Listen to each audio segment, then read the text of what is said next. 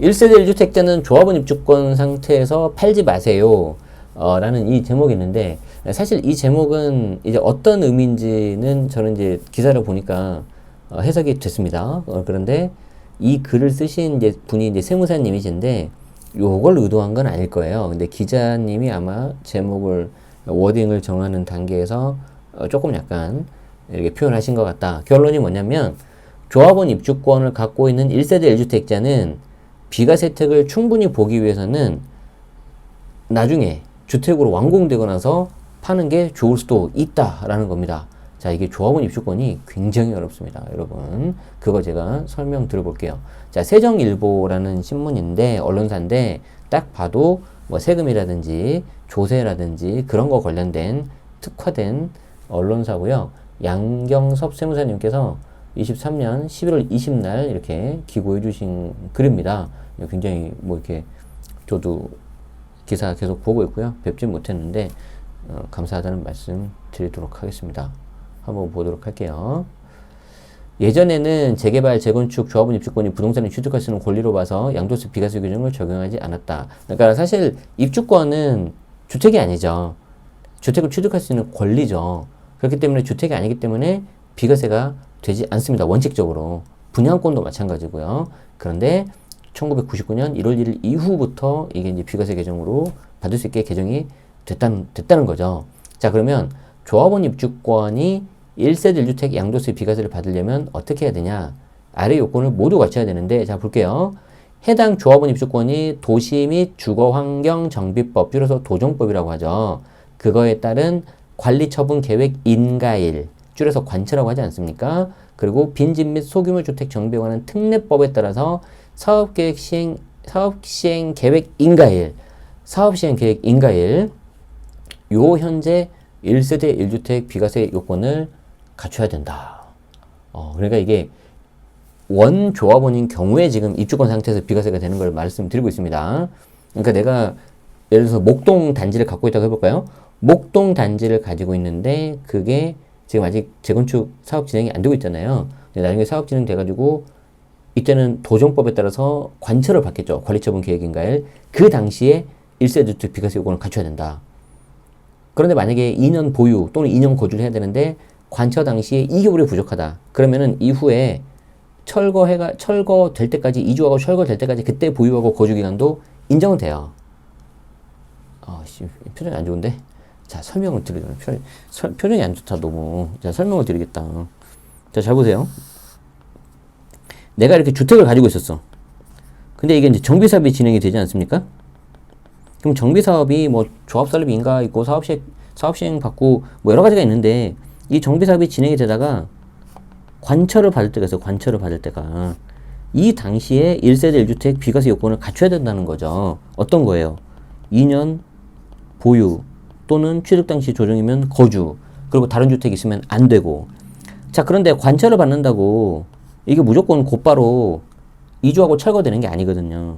관처, 그리고 이주, 그리고 철거 이렇게 된단 말이에요. 자, 그러면은 철거되기 이 직전까지는 주택 건물이 남아있잖아요. 그러니까 요 기간에 대해서도 보유 또는 거주 기간 인정된다는 거죠. 그래서 내가 이때 취득을 하고 1년 뭐 8개월이 딱 됐는데 관처까지 했을 때 4개월 부족하지 않습니까? 그런데 요때 4개월이 됐다.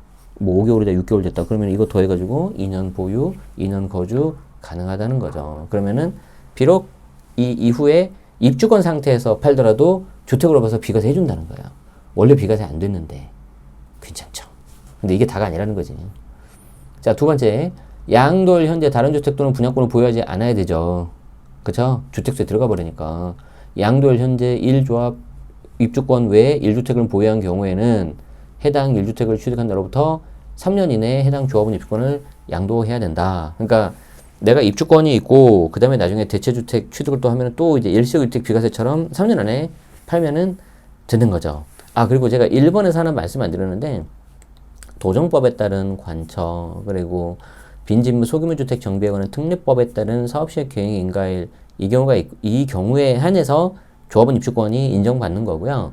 그 외에 여기에 없는 거, 대표적인 게 뭐 지역주택 조합 있죠. 그런 거는 입주권 안 됩니다. 조심해야 됩니다. 자, 분양권 같은 경우에는 보유하지 않아도 되는 요건은 22년 1월 1일 이후 취득하는 조합원 입주금도 적용되는데 이거는 그냥 넘어가도록 하겠습니다. 자, 그리고 세 번째가 뭐냐면은 자, 이거 거주자인데 가끔 가다가 이 거주자를 조정 대상 지역 이거랑 착각을 하시더라고요. 그렇지 않고요. 이때 거주자는 뭐냐면은 소위 말해서 그냥 대한민국에 거소를 두고 여기서 생활하고 있는 국민. 그러니까 여러분 국민 대다수 대한민국 국민이라고 생각하시면 돼요. 그런데 지금 이 방송 보신 분들 중에서도 뭐 미국이라든지 다른 해외에서 보신 분들 계시거든요. 의외로 은근히 많으시더라고요. 근데 내가 미국으로 아예 이민을 갔다. 여기 대한민국에 생활을 하지 않고 어쩌다 한 번씩 들어온다. 이런 분들은 거주자가 아닌 사람으로 보는데 그런 사람들을 비거주자라고 합니다. 이때 비거주자는 양도세 비과세 혜택을 주지 않아요. 예. 굳이 거주자도 아닌데 이런 혜택을 주지 않는다. 그래서 요 요건을 갖춰야지 조합원 입주권 상태에서 팔았을 때 비과세가 되는 거고요. 여러분들이 이제 궁금해하는 게 이거예요. 이거 양도세 계산 어떻게 할 거냐? 양도세 계산. 자, 이거는 솔직히 말씀드리면 저도 못합니다. 저도 못하는데 그냥 큰 틀에서 원리만 알아요. 그리고 요 원리를 듣는 순간 이거는 내가 건드릴 영역이 아니구나. 그게 딱 느껴지더라고요. 그래서 이거를 잘 해보신 세무사님한테 맡겨야 된다. 이렇게만 말씀을 드리는데 보세요. 양도 차익을 부동산을 취득할 수 있는 권리 부분 양도 차익하고 기존의 부동산 부분 양도 차익으로 크게 두 가지를 구분한다. 그러니까 쉽게 말씀드려서 관리처분 계획인가를 받고 뒤에 이제 사업이 진행되고 나중에 새 아파트로 신축이 되지 않습니까? 그래서 관철을 기준으로 두 개를 양쪽 그 전과 이후로 나눠야 돼요.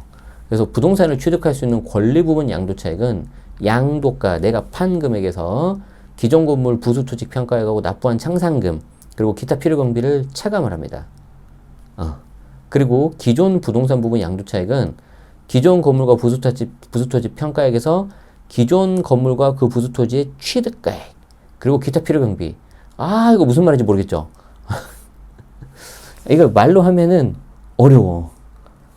그래서 이거를 그림으로 해야 되는데 큰 틀에서 이렇게 생각하시면 돼요. 자, 다시 갑니다. 내가 집을 가지고 있었어요. 헌집이죠. 이게 이제 정비 사업이 진행이 돼요. 그래서 중간에 관처가 됐다는 거죠. 이때 세법상으로는 입주권으로 바뀌지 않습니까? 그리고 나서 또 사업이 진행이 돼.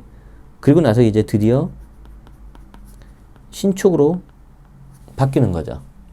자, 그러면은 나는 이 헌집을 가지고 있었기 때문에 이런 사람을 원조합원이라고 하고요.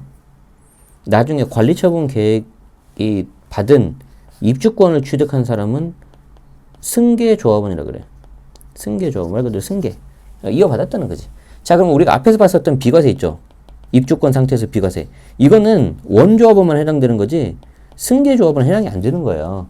승계조합원이 입주권 상태에서 비과세 받으려면 불가능하고 나중에 신축이 돼서 이 신축이 뭐 2년 보유 또는 거주 이런 걸 한 다음에 팔아야지 되는 거죠. 우리는 지금 원조합원에 대해서 말씀드리고 있는 거예요. 자, 그럼 원조합원은 어떻게 하냐? 내가 주택을 가지고 있는 상태에서 입주권이 되더라도 아까 말씀드린 것처럼 관처일을 기준으로 해가지고 비과세 요건을 갖추면 비과세가 된다 그랬죠. 입주권 상태에 팔아도. 그런데 그게 아니라 나중에 신축이 되고 나서 팔 때를 보는 거예요. 이때는 여러분이 이것만 기억하시면 돼요. 내가 취득한 요 날 있죠. 1번에서 1번 그리고 관처된 2번 그리고 나중에 신축 양도하지 않겠습니까? 요때로 할까요?